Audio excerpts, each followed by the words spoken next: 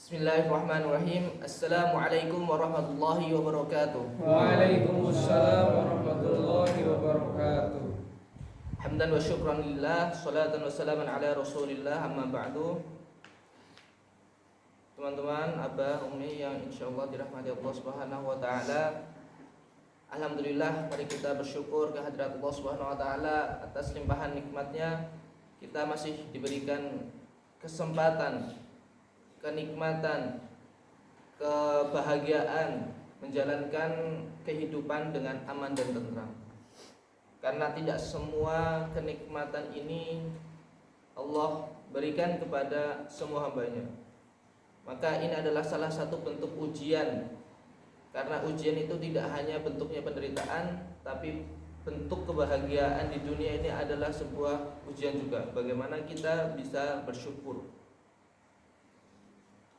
Dan tak lupa sholawat teriring salam semoga selalu tercurah kepada suri tauladan baginda Nabiullah Muhammad sallallahu alaihi wasallam beserta keluarga, sahabat dan para pengikutnya yang senantiasa istiqomah hingga akhir zaman. Amin.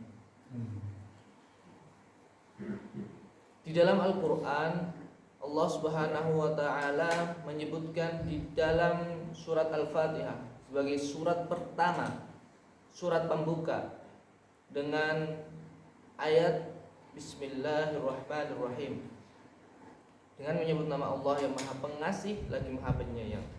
Ar-Rahman Ar-Rahim itu memiliki akar kata yang sama, yaitu rahmah. Rahmah memiliki makna di dalam kitab Ar-Rahim Al-Asqalan, yaitu suatu bentuk sifat kelembutan yang mengantarkan untuk berbuat kebaikan.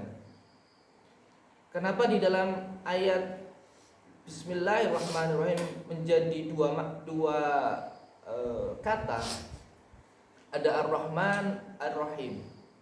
Ternyata setelah diteliti, merujuk pada tafsir At-Tanwir, ini memiliki perbedaan. Ar-Rahman Maha Pengasih, berasal dari wazan fa'lan.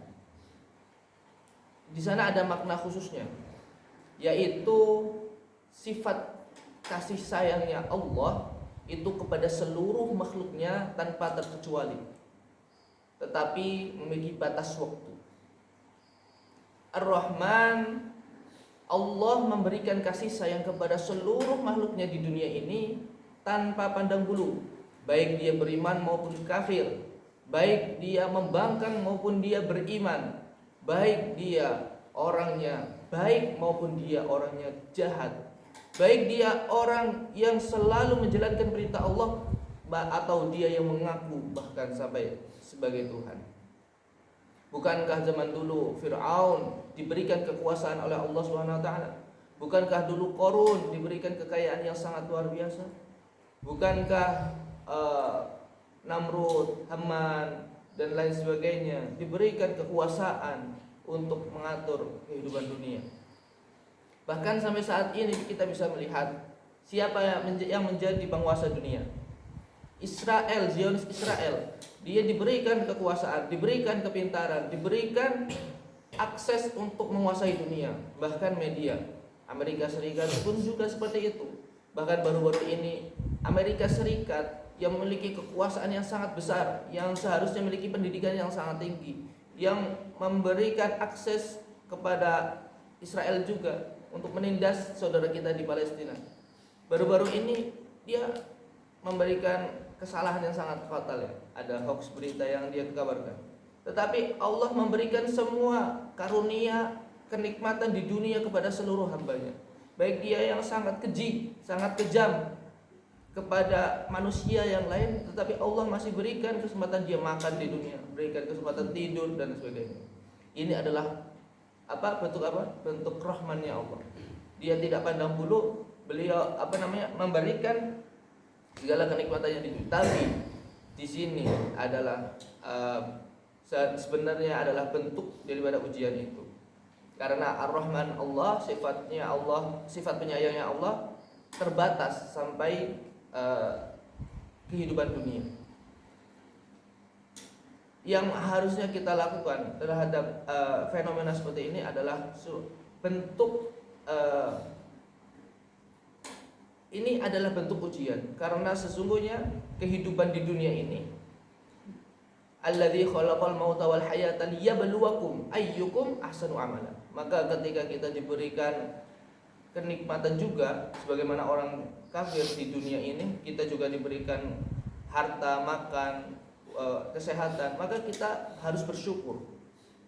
Bukannya malah sombong, bukannya malah kita mengaku ini adalah karunia yang saya dapatkan oleh usaha saya sendiri, bukan seperti itu.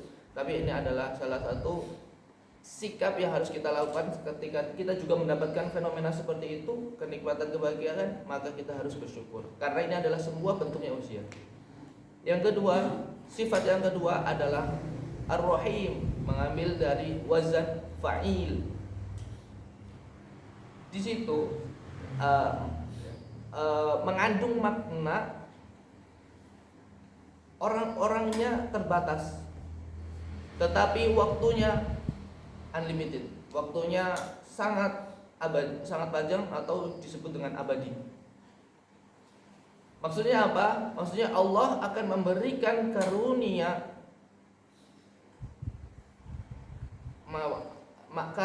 kasih sayangnya kepada hamba-hamba terpilihan, namun waktunya abadi, yaitu ketika Allah memberikan karunia-Nya di akhirat nanti.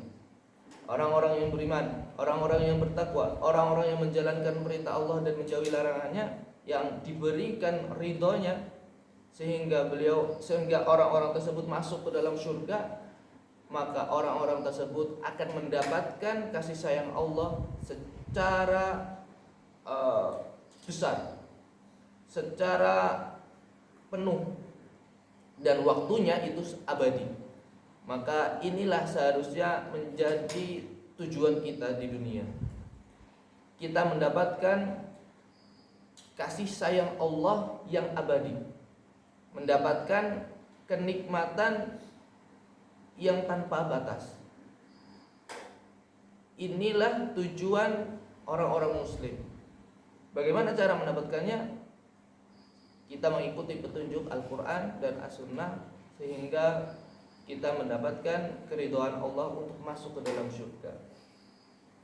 Nah, ketika kita memahami cara pandang seperti ini, Ar-Rahman, Ar-Rahim, maka kita sadar bahwa ketika ada orang yang non-muslim atau orang-orang yang tidak mempercayai Allah sebagai Tuhan misal, tapi mereka mendapatkan kebahagiaan, mendapatkan kekayaan sangat luar biasa, kita tidak iri. Kita kemudian tidak ingin menjadi seperti mereka yang tidak percaya dengan Allah. Jangan sampai ada kata-kata sebagaimana misal, wah enak ya jadi mereka, gitu kan, dapat harta banyak dan sebagainya. Kita yang muslim malah gini-gini aja, nggak dapat apa-apa atau nggak kaya dan sebagainya. Di dunianya hanya sementara. Dan ini hanya bentuknya ujian. Ada yang diuji dengan kenikmatan, ada yang diuji dengan penderitaan. Bagaimana dua-duanya ini bisa ada yang sabar dan ada yang syukur. Maka dalam mendalami Ar-Rahman Ar-Rahim ini, kita semakin memahami makna kehidupan. Hidup di dunia sebagai ujian, hidup di akhirat adalah sebagai tujuan. Dua-duanya memiliki kandungan yang bisa kita pahami sehingga kita bisa menjalani kehidupan ini dengan baik, dan kita bisa menjalani kehidupan ini melalui petunjuk yang telah disediakan oleh Allah di dalam Al-Quran dan As-Sunnah. Mungkin itu saja yang bisa saya sampaikan. Semoga dengan pendalaman kalimat ini keimanan, ketakwaan kita semakin bertambah. La fi sabilil haq fastabiqul khairat. Wassalamualaikum warahmatullahi wabarakatuh. Waalaikumsalam.